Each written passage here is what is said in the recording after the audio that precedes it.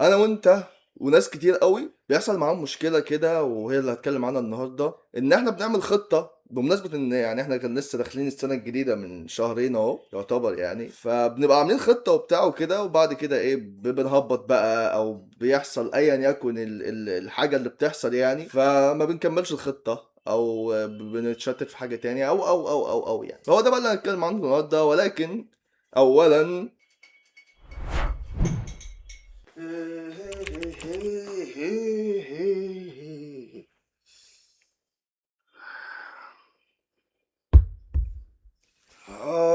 يا فتاح يا عليم يا رزاق يا كريم. عامل ايه يا اسطى؟ اخبارك ايه؟ ايه، وحشني. السلام عليكم ورحمة الله وبركاته. أنا مصطفى ربيع، لو أنت جديد في هذه القناة فهو باين من الاسم طبعا، ولكن يعني من باب بيعملوا الانترو كده. يعني بما اننا دخلنا في السنه الجديده، فانا سبت الناس اللي هي بقى بتقول قبل ما السنه تخلص 25 خلصت في شهر 12 كده، ناس كانت بتقول لك ايه ازاي تعمل خطه عشان السنه الجديده. وفي اول فتره في السنه الجديده في ناس قالت لك ازاي تعمل خطه عشان السنه الجديده. فانا بصراحه قلت اسيب الناس دي تمام براحتها، يعني انا لا اقصد اي اهانه لاي حد يعني، وابقى اجي لك انا بقى، يعني فاهم؟ ابقى اجي لك بصراحه يا جماعه، يعني انا متخاذل. طبعا انت واخد بالك، يعني اخر فيديو نزل مش عارف من 4 شهور ولا من 3 شهور، فالحمد لله. يعني الحمد لله. بس هو فعلا الفتره دي خصوصا ان احنا داخلين على رمضان كمان، فطبعا الناس بتخطط وبتعمل حاجات كده لرمضان يعني. وبتكون نقطة برضو، يعني مش كل حاجة بتتحط السنة الجديدة، يعني في ناس بتبقى عايزة تتغير في حاجات معينة في رمضان، بداية من رمضان مثلا وكده. فحاسس ان الوقت ده هيكون كويس ان احنا ايه نتكلم عن الموضوع ده. معلش كنت بظبط الكادر، بس حسيت ان انا كنت في الشمال شويه او في اليمين شويه، ففي ناس بتتضايق من الموضوع ده، خاصه الناس اللي عندها او سي دي يعني. المهم، آم، اول حاجه يا جماعه، دايما بحس ان الناس بتتكلم في نقطه الخطه وازاي تنفذ الخطه، ولكن انا بحس اصلا دي حاجه مكرره وحاجه انت يعني مش دي بس اللي انت بتشتغل عليها. انا بالنسبه لي موضوع الخطه بيمشي يعني في 4 أو 5 نقط. اول حاجه الحافز. هو انت ليه اصلا هتعمل الحاجه دي؟ فلنفترض ان انت عاوز تلاقي شغل جديد، تمام؟ او تتوظف عموما، لو انت ايه لسه ربنا ما كرمكش ايه واتوظفت، فانت بتيجي دلوقتي انا ليه عايز اشتغل. ده السؤال، مش انا عايز الاقي شغل جديد. طب انا ليه عايز اشتغل؟ الخطه ان انا هشتغل. طب ليه؟ هو ده الحافز. ودايما الحافز الناس بتوظفه في حته كده، يعني ان هي حاجه ملهاش لازمه او ان هي حاجه نفسيه. بس لا، هو الحافز مش حاجة نفسية اللي هو حماس والكلام ده، لا. متهيألي انت لو الحافز بتاعك مش قوي، انت مهما كنت بتحاول ومهما حطيت خطة ومهما فكرت وبتاع وكده، مش هتعرف تنجز، مش هتعرف تنتج، مش هتعرف تنفذ الخطة. هتيجي في النص وهتهبط و يعني مثلا خلينا ناخد فرض موضوع الشغل ده، ان انت شخص عايز تتجوز. انا عايز اتجوز، فمحتاج مصاريف، فمحتاج دخل ثابت، فمحتاج اجيب الذهب والشقه والعفش والكلام ده كله. فده حافز. كل ما هتهبط في نص الطريق، يا جدع انا عايز اتجوز، انا عايز اتجوز يا جدع. طبعا الموضوع ده عشان انا وظفته للشباب، فخلينا نتكلم من ناحيه البنات. انا عايز اجيب حاجات من الحاجات بتاعتكم، لان انا ايه يعني يعني حاجات مهمه بالنسبه لكم يعني. فانا عايز اجيب درس جديد، انا عايز اجيب ايا كان بقى انت عايز تجيب ايه ماشي، بس يزق الدنيا معايا يعني. بلاش ايه، بلاش نقفل دماغنا عشان مش عايز نزق الدنيا مع بعض يعني. فهو الحافز اهميته في الحته دي. الحافز يا جماعه مش مجرد ان انا يعني كده اهو وخلاص، فاهم؟ اللي هو حماسه ولا حد يدور لي زنبلك ويقوم ايه ماشي كده خطوتين ويعطل. لا، الحافز هو حاجه مكملها معاك للاخر. ده بالنسبه للحافز. احنا قلنا الحافز، بعد كده الخطه، بعد كده ازاي هتتنفذ الخطه دي، بعد كده النتيجه، بعد كده ردة فعلك انت على النتيجه. تمام؟ فهو الموضوع بس مش متمركز في الخطة والتنفيذ بس وشكرا يعني، لا، في قبل وبعد الخطة يعني والتنفيذ. دايما بنقع في مشكلة الخطة يا جدعان، ان احنا بيبقى الحماس مستعجل، عاوز وفلتك الدنيا، فتقوم حاطط اهداف او في الخطة بتاعتك حاجات غير قابلة للتحقيق نهائيا. يعني مثلا لو انت مش قادر تخش كورسات من وانت عندك 18 سنة وانت عندك 21 سنة، 3 سنين ما دخلتش ولا كورس، استحالة تقعد تخلص 6 7 8 كورسات في سنه واحده، السنه الجديده. مش حكايه استحاله، انت مش هتقدر، مش هتقدر خالص، هتفيص. تمام. فانت خليك واقعي في الخطه بتاعتك دي. اول حاجه، الخطه محتاجه ان انت تتقسم معاك لاجزاء، اهداف قريبه واهداف بعيده. الاهداف البعيده دي بنثبتها، يعني مثلا انا عايز انزل في الوزن 10 كيلو، ده هدف قريب ولا بعيد؟ ده هدف قريب نسبيا. تمام. لكن انا في النهايه الهدف البعيد انا عايز اخس ابقى فت مثلا. تمام. فده هدف ايه؟ بعيد، على المدى البعيد. فال10 كيلو دول او الهدف الصغير بتاعنا او الهدف القريب بتاعنا، احنا بيبقى معانا كل الاريحيه لو حصل اي تغيير في موضوع الاهداف القريبه دي. يعني أنا لو حطيت ال10 كيلو دول عايز اخسهم في شهر مثلا، فما حصلش يعني، كسلت مش عارف، اكلت اكله زودتني 5 كيلو لوحدها، ايا كان، كل ده انا ما عنديش فيه اي مشاكل، بحيث ان انت كده كده تقدر يكون ايه عندك مرونه في موضوع الاهداف القريبه. ولكن لازم برضو يكون عندك من الناحيه التانيه الزام. يعني احنا ما نسيبش الدنيا على البحري قوي، ولا الدنيا تبقى ايه متنشنه قوي. ليه؟ لو سيبنا الدنيا على البحري استحاله تحقق حاجه. طب ليه لو انا متنشن او بحاول اكون ملتزم قوي؟ دي مشكله، لان كده كده هيحصل مشكله، كده كده هيحصل كسور، كده كده هيحصل حاجه غير متوقعه، فهتبوظ الخطط بتاعتك ايه بشكل او باخر. يعني مثلا حصل ظرف، في اهداف هتزودها زياده مثلا، فدي هتاخر الدنيا شويه. وانت بتحط الخطه، الاهداف القريبه دي خليها ايه فليكسبل معاك عادي. طيب لو انا متنشن قوي، لو حصل حاجه من الحاجات اللي هي ممكن تعطل الخطه بتاعتي او تعطل الاهداف القريبه بتاعتي، انا هيحصل لي احباط رهيب جدا. لو انا حاطط شهر ان انا اخس فيه ال10 كيلو دول، فحصل لي ظرف فانا ما خسيتش ال10 كيلو دول، انا هقوم ماسك ان انا ابقى فت دي كلها اللي هو الهدف البعيد، وهقوم ضربه في الحيطه. خلاص هينتهي بالنسبه لي، مش هكمل خالص ان انا ايه عايز اخس او ان انا اصلا ايه عايز ابقى فت. لكن انا لو عندي النفسيه ان انا ابقى فليكسبل مع الموضوع شويه او ابقى مرن مع الموضوع شويه، هيبقى تمام. يا عم انا ما خسيتش ال10 كيلو دول، يا عم انا خسيت 6 كيلو، خسيت 7 كيلو، يا عم مفيش مشكله عادي، الحمد لله بتقدم وبتاع. بعدين يا عم انا حصل لي ظرف، انت فاهم قصدي الموضوع ماشي ازاي؟ فهي دي نقطه مهمه ايه لازم تبقى إيه عامل حسابك فيها في موضوع الخطه. من ضمن برضو موضوع الاهداف الواقعيه او وانا بخطط، لازم اعمل مراعاه للوقت. انا اصلا عندي مسؤوليات ايه شغله وقتي قد ايه، فانا هقدر يبقى معايا وقت فاضي قد ايه اقدر اشتغل فيه. الوقت الفاضي ده هل استخدمه كله ان انا ابقى بشتغل وعندي مسؤوليه مثلا وفي حاجه اكسترا بذاكر كورس جديد وبتاع مثلا؟ يعني لا، ده غلط، ما ينفعش. ليه؟ بكل بساطة لو أنا عايز أبني عادة، لأن العادات هي اللي بتخلي البني آدم يتطور ويتطور ويتطور. لو أنا بدأت أقرأ صفحة يوميا وفضلت أعمل كده، أنا مش هفضل أقرأ صفحة يوميا، هلاقي نفسي تلقائيا بعد كده أنا بقرأ صفحتين في نفس الوقت اللي كنت بقرأ فيه الصفحة، بعد كده أقرأ 3 صفحات في نفس الوقت اللي بقرأ فيه الصفحة، وهكذا. فأنا لما أشغل وقتي الفاضي كله وانا اصلا عندي ضغط تاني ومتخيل ان انا هقدر اكمل، مش هعرف اكمل. حاول بقدر المستطاع تاخد التاسكات وتصغرها. يعني لو انا عايز اقعد ساعة ساعتين اعمل حاجة، اقعد نص ساعة، ما قدرتش اقعد ربع ساعة، ما قدرتش اقعد 5 دقايق. كل يوم لازم اقعد ال5 دقايق دول اعمل حاجة. ال5 دقايق دول لو ضربناهم في اسبوع معاك 35 دقيقة، لو ضربناهم في شهر 4 في 35 يا ابو عمو وانت 140 دقيقة. هل انت متخيل انها بتحسب كده؟ استحالة. انت بعد اسبوع هتلاقي نفسك عندك قابلية، لا انا هقعد 10 دقايق بعمل حاجة، هقعد ربع ساعة بعمل حاجة. بس انا في الاول لازم اكون مخلي ايه، مخلي العادة دي، خصوصا ان هي عادة جديدة، خصوصا ان هي عاده غالبا هتبقى رخمه، لان اي حاجه في التطور بتاع نفسك وبتاع بيبقى ايه، لا انت بينك وبين نفسك عقلك بيقول لك لا ريح وبتاع. فلما تقول له يا عم 5 دقايق، يا عم 5 دقايق هنخلص الحوار، هتلاقي الدنيا ايه بقت ابسط بكتير بكتير بكتير. وهتقعد ال5 دقايق دول وهتبدا تستمر عليها، وال5 دقايق يبقوا 10 دقايق، وال10 دقايق يبقوا نص ساعه، وهكذا لحد ما تلاقي نفسك بدات تتحقق وبتمشي، والموضوع بقى عاده في يومك بتقدر تعملها بكل اريحيه. ومع الوقت تقدر تضيف عاده تانية جنب الموضوع ده.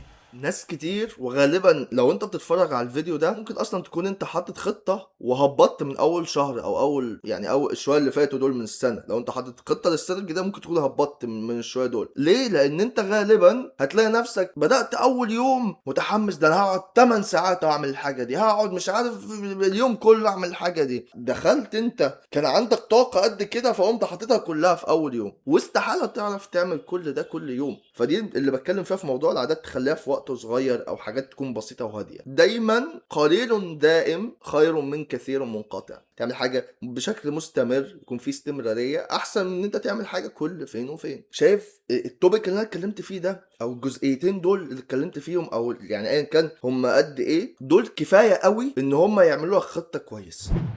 انا رتبت الخطه، ازاي انفذ بقى؟ انا بقولك على حاجات اوقات بتنفع معايا، وهقولك على حاجات ما بتنفعش برضو معايا، بس احنا بشر ومختلفين، فممكن اللي ما ينفعش معايا ينفع معاك، فممكن اللي ينفع معايا ما ينفعش معاك، بس انت مش تعرف ايه اللي هينفع معاك الا لو جربت. اول حاجه اكتب، سواء نوتس على الموبايل، على الجهاز بتاعك الكمبيوتر، ورقيا. وانا على فكره من الناس الهوايه بتاعت الحاجات الورقيه. اكتب الخطه، اكتب التجزئه بتاعتها، اكتب العادات، حاول تخليها بسيطه زي ما اتفقنا بقى في موضوع العادات ان هي تبقى بسيطه وبتاع. وبعد كده ابدا اعمل منبهات، ابدا اعمل حاجات تفكرك، تكتب ورقه تعلقها تخليها جنبك على طول، تحط على الموبايل منبه، تحط مش عارف ايه، لان احنا كبشر عامه بننسى، عامه بنحب نريح. المنبهات دي تكون ايه؟ تكون طب انت خلصت كذا، تفكرك كل شويه انت عايز اصلا تحقق ايه، طب انت ايه الحافز بتاعك. كل ما هتهبط هتلاقي نفسك هوب، خد بالك انت عاوز تخس، خد بالك انت عايز تشتغل، انت عشان تتجوز، وهكذا. الحاجات دي تبدا تفكرك واحده واحده.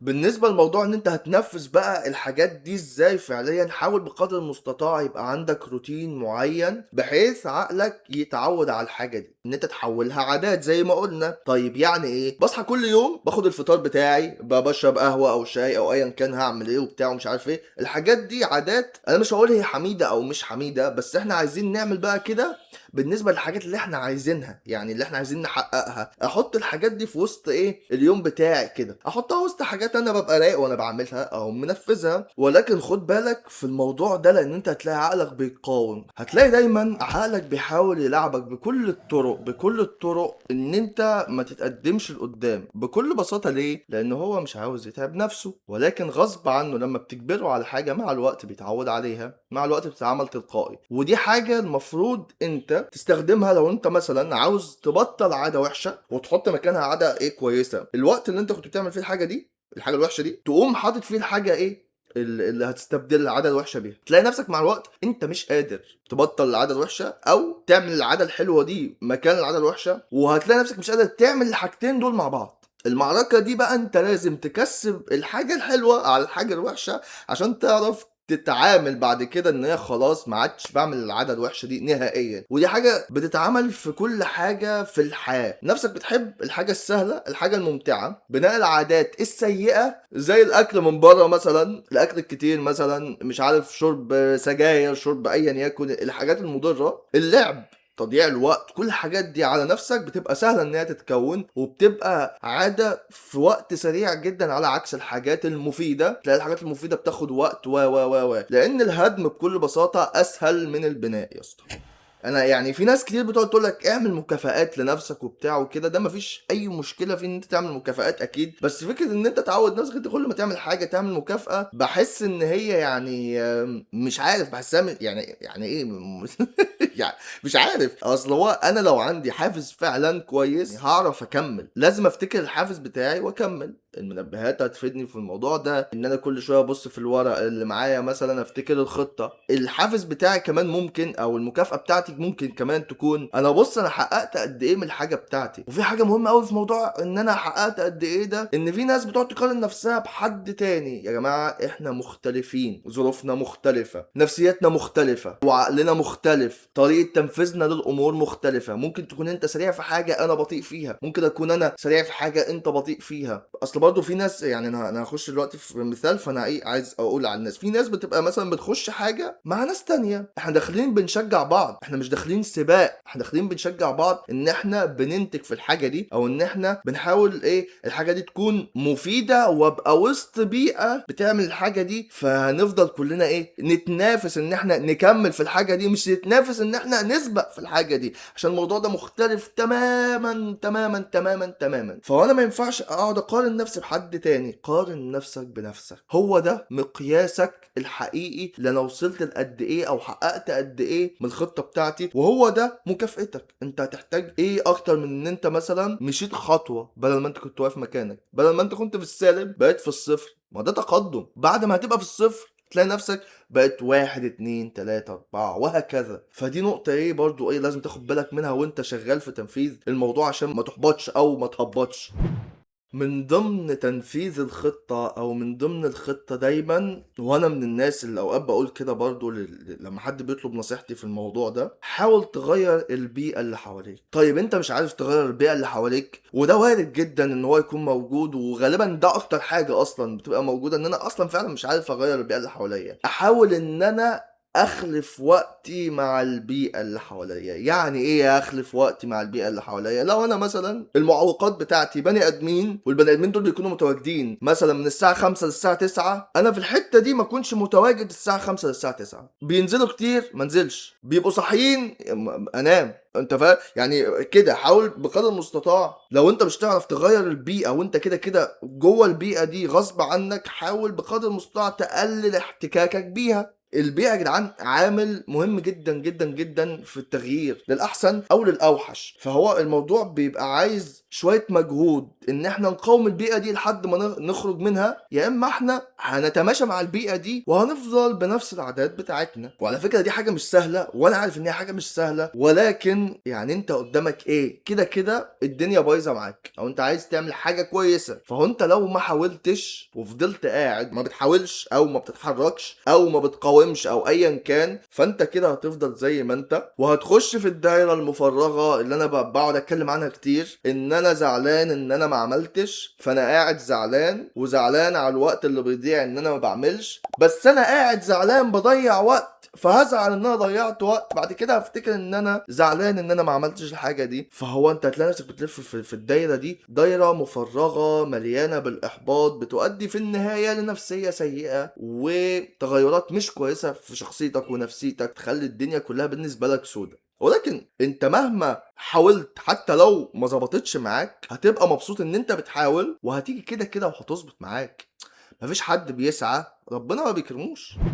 طيب احنا كده متهيألي انا اتكلمت في التنفيذ بما فيه الكفايه، خلينا نخش بقى في موضوع النتيجه. نفس مبدأ لما كنا بنتفرج على افلام واحنا صغيرين، بيجيب لك مثلا ان النهايه سعيده، بس هل هي دي النهايه؟ اتنين اتجوزوا، هل هم خلاص حياتهم ماتوا بعد ما اتجوزوا؟ هو الفيلم خلص بعد ما اتجوزوا. فدايما بلاقي ان حد بيتكلم في موضوع الخطط وبتاعه كده وبيوقف على موضوع الخطه. طب والنتيجه؟ النتيجه يا جماعه متوقفه بشكل كبير على نفسيتك. ازاي هتتقبل بعد ما تعبت انا ما حققتش قد اللي انا عايز احققه، انا حصل لي ظرف فما قدرتش اكمل، فالنتيجه ان هي ما ظبطتش. طيب النتيجه ان انا حققت شويه قليلين، ان انا حققت شويه حلوين بس ما وصلتش للي انا عايزه. في كل الاحوال او في كل الظروف اللي احنا اتكلمنا فيها، انت اشتغلت وانت عملت حاجة، هتلاقي الناتج بتاعها عليك، حتى لو مش في نفس الفيلد او في نفس الحاجة اللي انت بتسعى فيها، هتلاقيها فادتك في حتة تانية. المهم ان انت تكون حاولت،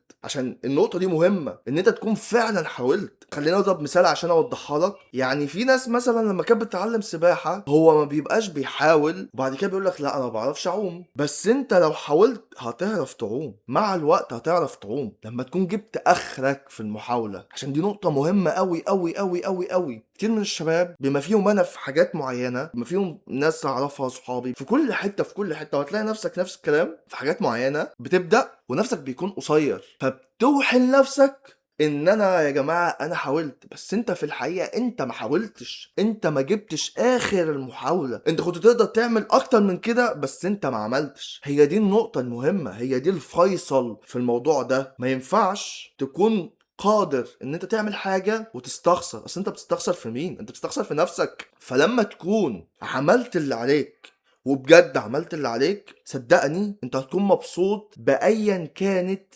النتيجة، لان انت كده كده هتوصل لحاجة. ده بجد كده كده هتوصل لحاجة، طالما حاولت هتوصل لحاجة. وفي حاجة كمان بخصوص النتيجة دي يا جماعة، زي ما قلنا في موضوع التنفيذ، ملكش دعوة بالبيئة المحيطة بيك، وملكش دعوة بحد، واحنا مش في سباق. ما ينفعش تخلي حد يحكم هو عليك. انت كده ما حققتش حاجه. اللي انت وصلت له ده ولا حاجه، مهما كان الشخص ده قريب، مهما كان الشخص ده انت بتعزه، مهما كان الشخص ده انت بتوده، مهما ايا كان الشخص ده مين، ما ينفعش الشخص ده يحكم عليك بظروفك انت، بدنيتك انت، ان النتيجه دي مش مرضيه او مش كفايه بالنسبه للمحاولات دي. ما ينفعش تدخل عامل خارجي ما حسش بحاجه في حياتك انت او في ظروفك انت. فاهم قصدي؟ بس طيب احنا بعد موضوع بقى ما شفنا مثلا نتائج خطة معينة، ايا كانت النتائج عاملة ازاي، احنا قلنا هنتعامل معاها ازاي، احنا ازاي هنعمل خطة جديدة تانية. احنا لازم يكون عندنا نفسية ان انا قشطة، هي الحياة خد وهات، الحياة خطة تبوظ، خطة مش عارف تعمل ايه، تروح وتيجي هوب يلا وتخش في اللي بعده. وفي حاجة انا ما ذكرتهاش تقريبا في وانت ازاي بتخطط، عادي تستعين بحد، ولكن ما ينفعش تستعين بحد ما بيفهمش في الحاجة دي. حتى لو هو انت بتثق فيه على المستوى الشخصي، بس هو ما بيفهمش في الحاجة دي، فهو لو اداك نصيحته ما تاخدهاش كهي الحاجة النهائية اللي هتمشي عليها. دخلها في دماغك، اسمع من حد بقى فاهم في الموضوع ده، شوف هل النصيحة بتاعت الشخص اللي انا بثق فيه ده، بس هو ممكن ما يكونش عنده علم في الموضوع اللي انا هعمله، ليها فايدة في الموضوع بعد ما سمعته من حد فاهم وواعي. لو ليها فايدة فعلا تمام مفيش مشكلة يا حبيبي، وانا بثق فيه كده كده وشخص رجولة. لو ملهاش فايدة ولا كأنك سمعت حاجة. على فكرة في حاجات كتير قوي انا المفروض كنت ممكن اتكلم فيها بشكل اكبر، بس انا عشان الوقت اول حاجة مش عايز الفيديو يطلع طويل قوي، وتاني حاجة عشان برضو انا مش مجهز سكريبت معين، انا مجهز نقط وبتاع، وحبيت نرجع لاجواء اتعشى بشاي، خاصة مع الكادر الجديد ده دلوقتي ان شاء الله. يعني مع الوقت كل شوية هتلاقوني بغير كادر، بحاول اوصل لاحلى حاجة واحس ان هي تكون ايه مناسبة للمحتوى اللي احنا بنعمله بتاع. على فكرة الفيديو ده بيتصور في شهر 2 يوم 4/2، بس انا حران شوية عشان ما تفتكرش ان انا مجهز الفيديو ده من بدري ومنعك منه يعني.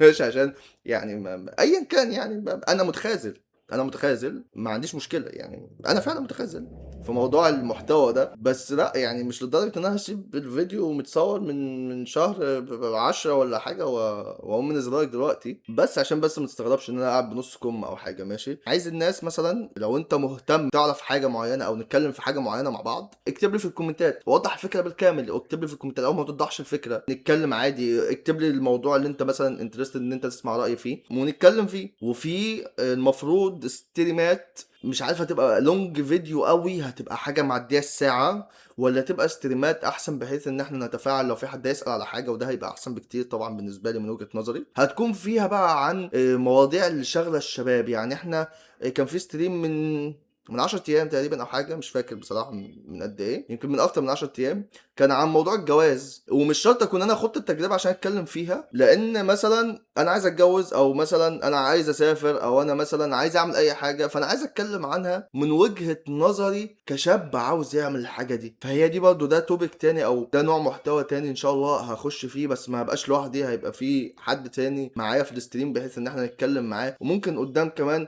بس انا ما اعرفش يعني اصلا هل ده اصلا حاجه قابله للتحقيق ولا لا، ان احنا نقوم فاتحين ستريم انا اكون موجود ويكون في ناس مثلا عايزه تتكلم ومجهزه مواضيع نقعد نتكلم ونتناقش فيها. مش عارف هل انا شخص متكلم قوي ان انا اخليك تبقى انترستد ان انت تسالني عن حاجه فعلا نقعد نتناقش فيها مع بعض وكده في ستريم، بحيث ان انت ايه تسالني واوضح لك وبتاع، بدل ما انا بسقط نقط اوقات لما بكون بتكلم كده مع نفسي او بتلقائي بشكل تلقائي يعني بدون سكريبت وبتاع. بس بالنسبه للمحتوى بقى الفيديوهات التانية الفتره الجايه، انا يا جماعه اصلا كل فتره بكون مجهز افكار كتير جدا، بس اوقات الافكار دي ما بقدرش انفذها لان مش معايا الامكانيات الكافيه، سواء بقى كمونتاج او ايا كان، مش معايا وقت ان انا اعمل الحاجه دي. الشباب اللي معايا الموضوع هيبقى لود عليهم بالنسبه للبادجت اللي محطوط، وطبعا دي حاجه مش هرضاها او مش تبقى كده. فبرضه يعني بفكر طب انا اعمل محتوى بشكل دوري يكون مفيش فترات طويله مع بعض، ولا البادجت اللي انا حاطه مثلا لفيديو معين اكبره، بس ده هيخلي فيه جاب كبيره بين فيديوهات معينه لما يكون في فيديو محطوط فيه ايفورت كبير.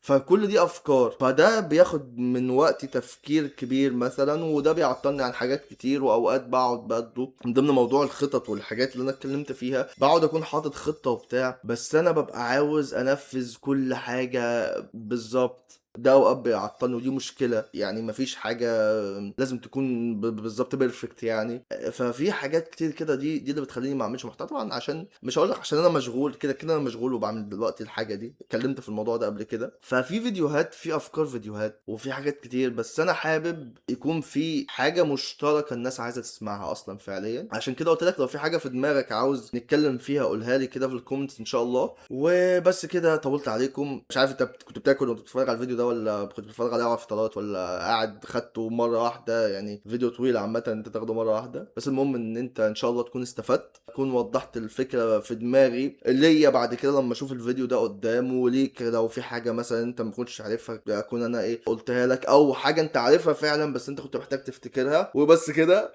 سلام عليكم.